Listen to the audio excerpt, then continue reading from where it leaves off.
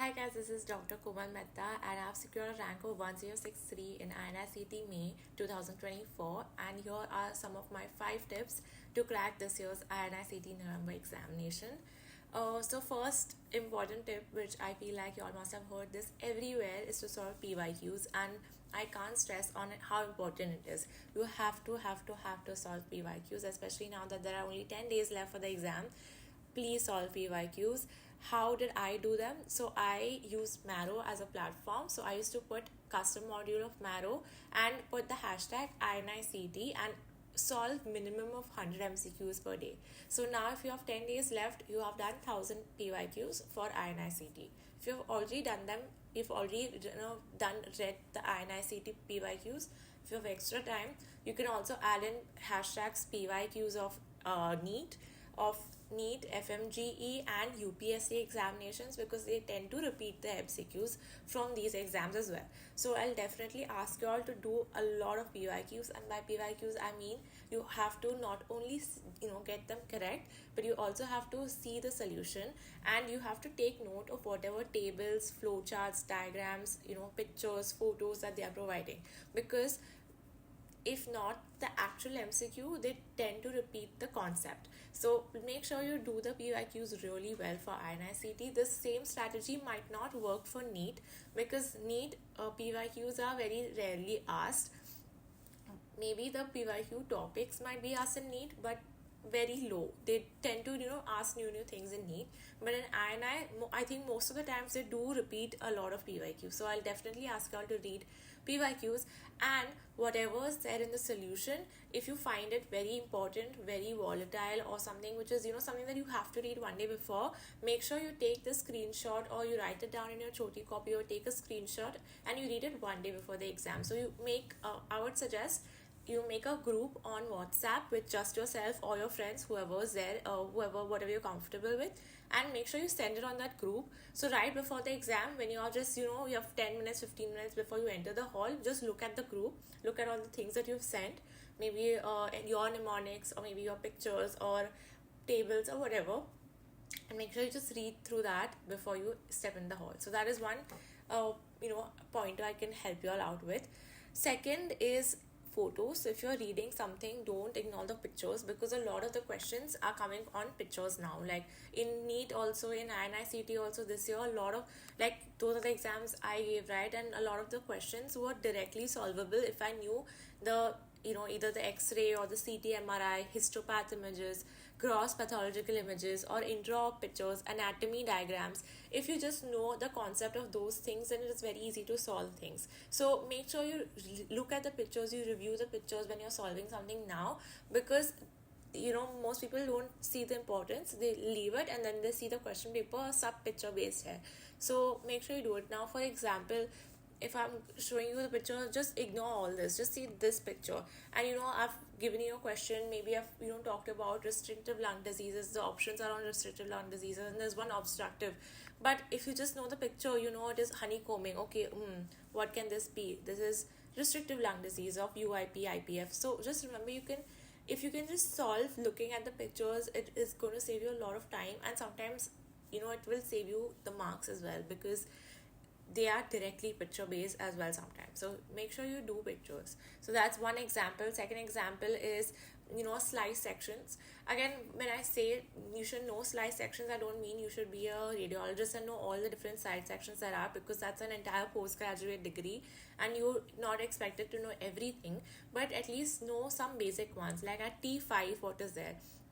Because you can eliminate options. If you know what is at T5 and they show you some other level, you'll be like, acha, whoa, that was at T5, so this might not be here. So make sure you use logic, you use common sense, and you also learn a few things. So this is at T5, and the simple way of remembering this is SAM-D. So SAM is S, which is over here, which is superior vena cava. A is over here, which is ascending aorta. M is your main pulmonary trunk. So that is SAM, and D is behind, which is a thoracic descending aorta, which is behind. And this is spinal cord is over here. This is how it looks like. This is a T5.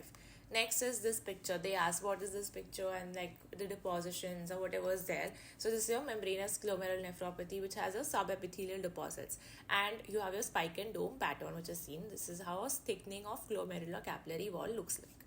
So that then another example is this. Now in ophthal, this question gets asked, what's the difference between synkinesis scintillans and asteroid hyalosis? Now this is how synkinesis looks like, and it's actually cholesterol bodies.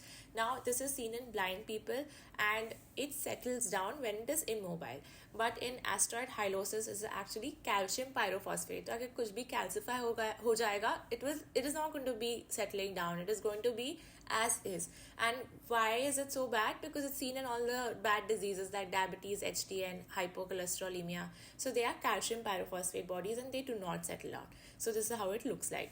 Next is another picture based question is, if this image is asked, then you know it is oligodendroglioma. Why? Because it is a fried egg appearance and it also has calcium deposits. So this is how it looks like on your imaging. So now IP, this is a deletion which is there extra edge. If you can remember, 1p19q co-deletion is there in oligodendroglioma. It was asked in one prep ka GT, that's why I've written over here. You can also start highlighting things in your papers. Whatever you see as something which is asked in your grand test or some test, you can just write it, this was asked here, this was asked here. So whenever you read it again, you're like, I got this wrong, or I did not know this exactly, but this was asked like this. So it'll be a constant reminder of what you didn't know. Next is the third tip that I'll give you all, apart from doing PYQs and doing the photos, is to know all these basic numericals. So numericals in the form of electrolytes, the trends of electrolytes. So when does it increase, when does it decrease, when does it remain normal, along with the some normal values, because sometimes they don't give it, and it's very important. Like pH calculation ke liye you should know what is the normal HCO3, the normal carbon dioxide, what is the normal H plus value. So like just the normal brief you should remember, sodium values, potassium values, chloride values, along with all the formulae which is there in Pharmac, in PSM, whatever formulae is asked. A lot of numericals are asked, but they are very simple, don't worry, but they are asked. And Pharmac drugs also, so all the like drugs which are like HER2 inhibitors or something like that, so they do tend to ask all these random cancer or chemo drugs which are there in Pharmac, and you kind of have to know that. But again, those are all volatile things, so you should read that just before the exam. So make sure you do that. Classifications are asked in INICET, so make sure you know different classifications, the stages, the names of classifications, and pediatric milestones. Again, one important numerical kind of table, that how much does the height increase, how much does the weight increase, all of that you should know. Little bit, at least enough to eliminate the options you should know. Now, for example, is this the artotumab. Okay, this is what CD. Okay, it's a CD38 inhibitor, and where is it used? It is used in multiple myeloma. So again, just if you know this and you see the question, you can have some picture based memory, have some elimination which takes place, and you'll be able to answer this question. Now, pediatric weight doubles when, in how much time? In 5 to 6 months. Then what is Quintero classification? It is for twin to twin transfusion syndrome. So where is hydrops seen? It is seen in stage 4. So you should know the Quintero classification to guess where hydrops is seen. And and all this sensitivity, specificity, false negative, false positive, true negative, true positive, how to calculate all positive and negative ratio, all of that you should know very well. So make sure you do that. Now this is how electrolytes are. So make sure this very commonly asked question in any GT. Refeeding में क्या होता है, massive blood transfusion में क्या होता है, tumor lysis में क्या होता है, dumping में क्या होता है. So make sure you remember all this, and one way is that compound you can remember. So K, M and P. So K is your potassium and M is your Mg and P is your phosphate. So in refeeding syndrome, everything decreases, especially because of phosphate decreases. That is a major drive. Then massive blood transfusion syndrome, remember everything is decreasing except potassium, which is increasing because the lysis of the RBC is happening outside, potassium is increasing. And metabolic alkalosis, overall metabolic alkalosis will take place. Then tumor lysis syndrome, what is happening? Calcium is reducing because all of that uric acid is coming, calcium is reducing. Everything else is increasing except calcium. So that just exception I remembered कि calcium उसमें कम हो रहा है, बाकी सब increase हो रहा है. Then dumping जो gastrectomy की बात होता है, dumping syndrome में, so early में what is happening, there's a lot of diarrhea, a lot of fluids which are lost, that's why the BP is reducing, heart rate is increasing, diarrhea is there, and in late you have hypoglycemia. So something like that, just remember, have a rough idea, because a lot of such questions are asked. So focus on that. Then focus on what subjects. Now you have less time, you've not read everything, revision करने का थोड़ा बाकी है, छूट रहा है, क्या revise करूँ, getting overwhelmed. Make sure you focus on the first and second year subjects, because INICET does focus on the first and second year subjects, especially anat, biochem, micro, pathology and pharmac. These subjects are very, very important. So if you don't have time and you are left to read everything, make sure you read this much at least. FMT physio, fine, if you can read, but at least these subjects from first and second year you have to read. And what all to read in all these subjects also. So I've given some important points. So like in biochem, read the pathologies which are there, like PKU, tyrosinemia, urea cycle ka all the disorders, sphingolipidosis, glycogen storage disorders. Then anatomy, make sure you do all, like this question is very well asked. Where is that? What drains into the arch? What drains into the zygous? What drains into the accessory hemiazygous?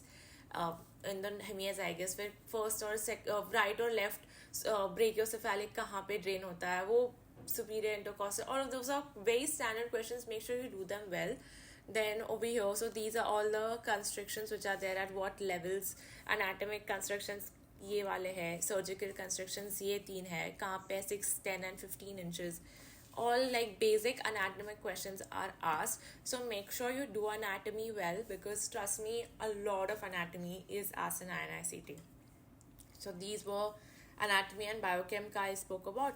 Now in Pharmac, remember adverse reactions बहुत ज़्यादा पूछते हैं. So even if you don't remember all the uses and all the the uses of or mechanisms of drugs, adverse reaction मत भूलना, because वो बहुत बार पूछते हैं. So like for example, long QT syndrome, कौन से drugs का adverse reactions are there, very important. So you remember antipsychotics, then you have your antibiotics, first and for 1A and 3 for your